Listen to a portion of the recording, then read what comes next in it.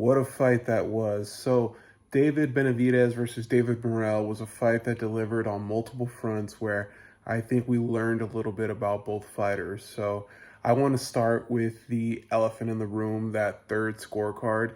I think that it was a little bit wide. I believe Dave Cheatham had it like 118 and 108. I do think David Benavidez was the winner. Let's not mix that up. But I think that scorecard was a bit wide. Like only giving Morrell 2 rounds in the entire fight seemed a little bit over the top. But regardless, the right man won. I think I had the fight somewhere around 8-4, 7-5 for David Benavidez. And while at the end of the day, like the right man won, there was a few different controversies throughout the fight that, I guess we could talk about a little bit. So when it comes to the knockdown, so looking at that punch, or I should say push, from a few different angles, it looks like Benavidez was slightly like off balance, and then David Morrell kind of extended with his right arm and landed on David Benavidez's arm and kind of pushed him a little bit. But then from other angles, and this is probably the perspective that the referee saw, it looks like he lands an overhand right and David Benavidez falls over. But regardless of whether we want to count the knockdown or not, it was soon nullified by the fact that the referee deducted a point from David Morrell. And I think that point deduction was a bit harsh, and I'll explain why. So while they were both fighting in that corner post David Benavidez knockdown, David Morrell, up until that point, hadn't shown that he was in any way being dirty, in any way, purposely trying to land something that was, illegal or anything like that. And so in the heat of the fight, both fighters are just going at it. And David Benavidez, if you watch the fight closely, David Benavidez actually landed a punch after the bell first. And so I think that punch from David Morrell was more of a retaliation punch. And with that in mind, you would probably give these fighters a warning in a situation like that versus just straight up taking a point. But maybe this was the referee, kind of correcting for the mistake that he had made with the knockdown. I'm not really sure what the logic is there, but I do think that point deduction call was harsh. It was pretty harsh for David Morrell. However, again, that wouldn't have made a difference. Even if you would have made that a 10-8 round for David Morrell, I believe the scorecards were 115, 112 for two of them, and then 118, 108. So essentially, it wouldn't have made a difference. David Benavidez still would have won. But this leaves us with so many questions in regards to David Benavidez and a few for David Morrell. But I'll start with the one that most people are probably more interested in hearing, and that's David Benavidez. So for one, and I think this is a valid question to ask at this point, is David Benavidez a top 10 pound-for-pound fighter? In my opinion, he's a top 10, maybe even 11, 12. The reason being is because in the last few fights, I would say David Benavidez has consistently fought pretty tough opposition. We'll start with Caleb Plant. So when David Benavidez had fought Caleb Plant, he had fought him post Anthony Durrell knockout and post Canelo knockout. Very early on in that fight, David Benavidez was being outboxed. Some people would say that the referee kind of let Plant hold on a little bit too much. That's neither here nor there. At the end of the day, it was a pretty impressive win. When it came to Demetrius Andrade, again, this was a Demetrius Andrade that had been dropped before, that was relatively small for the division, inactive as well. But the fact that David Benavidez made him look like a C-class fighter, I think showed the level that David Benavidez was currently operating on. When it comes to his fight with Gvozdyk, him entering against, a former, champion in the light heavyweight division that probably up until Bivol gave Arthur Beterbiev the hardest fight. I think that even though Gvozdyk was coming off of a few years of inactivity and then he came in and fought some relatively unknown opposition to get the fight with Benavidez, I think that was still an impressive win considering that David Benavidez did have injuries in both hands, had the cut and everything. And, after, typically fighters make these excuses, but I think in the post-fight press conference when they kind of showed some of the close-up shots of his hands and of his eye, I think it was pretty clear that he probably was injured. And I mean, regardless though, from what I've heard from fighters, no one enters the ring, 100%. There's always a nagging injury or some kind of issue when you enter a fight. And so, we kind of expect these guys to pull through, even if they are facing, some challenges in their personal or in their professional life. And so with that, that leads us to his fight with David Morrell. And I think David Benavidez's defense showed that it was a little bit better and that it can work in certain situations, but he's off balance a lot. I don't think that that's going to benefit him with two of the best, light heavyweights that we've seen in some time.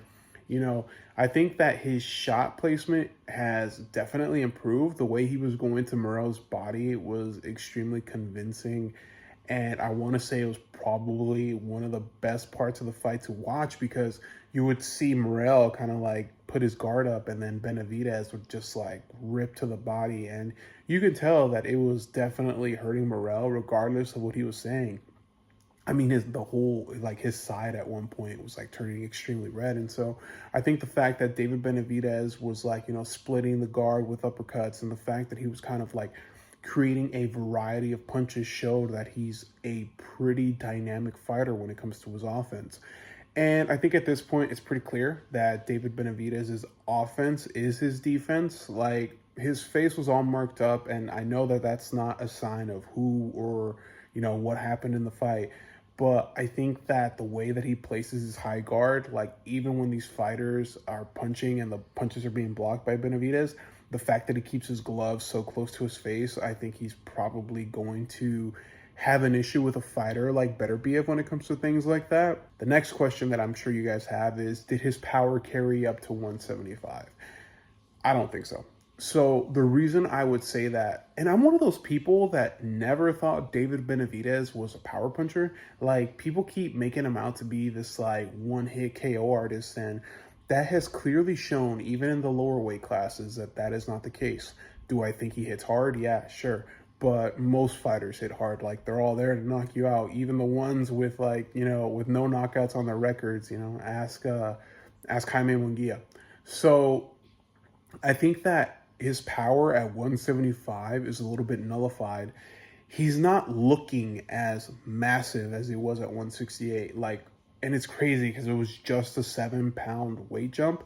But I mean, I guess you would have to consider that these guys that are fighting at light heavyweight are probably coming down from like 190, 200. So they're pretty big guys to begin with. And so his power in his fight with Vosdick, regardless of the injuries, didn't show. In his fight with David Morrell, I mean, not at one point did David Morrell really look stunned, and he was eating some shots. Like, David Benavidez was landing some clean offense, and David Morrell just, honestly, he didn't budge. And so at this point, when it comes to the elite of the elite, I don't think that David Benavidez has the power that we'd seen prior in the smaller weight division. Now, probably the most important question: how does David Benavidez stack up against Arthur Beterbiev or Dmitry Bivol? I give Benavidez a 70-30, 80-20 chance with both fighters, and I'll explain why.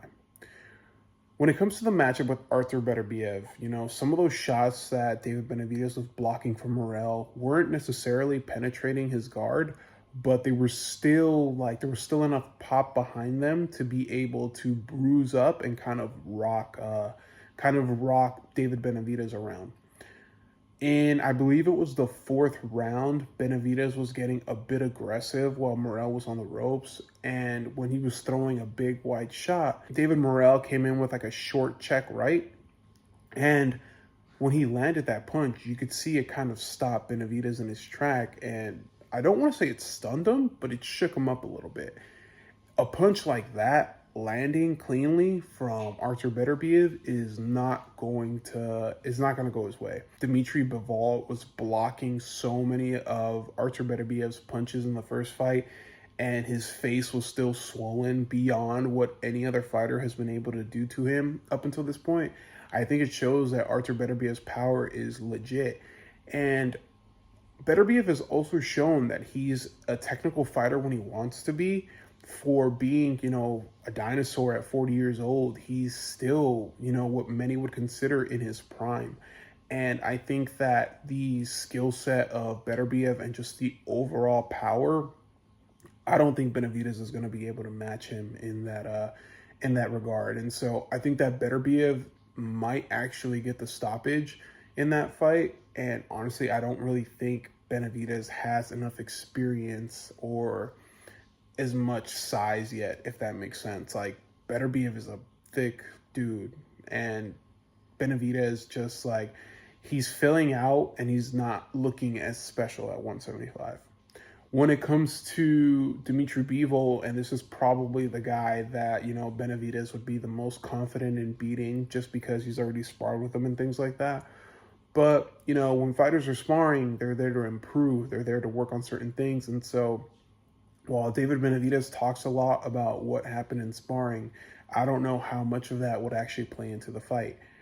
And when David Morrell was cutting some of these angles, when Caleb Plant was boxing, sticking and moving, Benavidez has shown that he can be outboxed. Like, not to like some crazy degree or anything like that, but David Benavidez has shown that he's kind of awkward with his feet. His footwork isn't necessarily the best.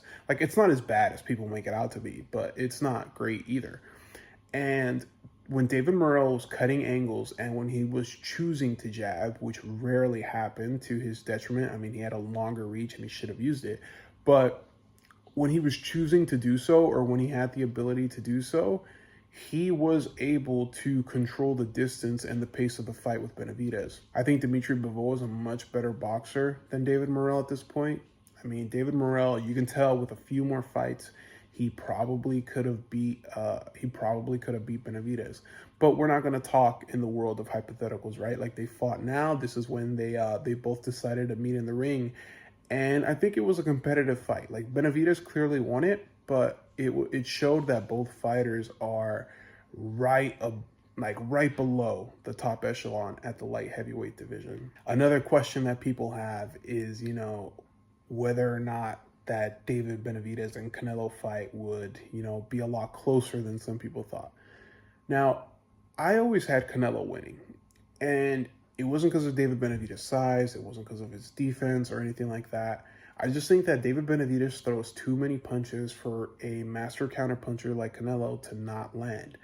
And the fact that David Benavidez has been down on the floor before, I think that, kind of shows that he is susceptible to getting caught. Now, this did happen a few years ago with that one guy. I think it might have been for his first title fight. I can't really remember. But regardless, like, Canelo has dropped every single fighter he's been in the ring with since Triple G3. And I don't think David Benavidez is going to be an exception if they were to fight. Hopefully sooner rather than later. I do think that if David Benavidez keeps getting experience, keeps fighting better opposition, at some point Canelo's like diminishing returns will line up with David Benavidez's sum it up, and he'll probably catch him at the right time if they don't fight sooner rather than later. Canelo has shown that he can suffer from fighters that apply consistent pressure and a lot of punches, and so it might be, it'll be an interesting like clash of styles. When it comes to David Morrell, I think that even with 11 fights, he showed that his amateur experience did play a part in some of the rounds that he won. I think that his power showed to carry to 175. However, I think his inexperience was probably the biggest factor here.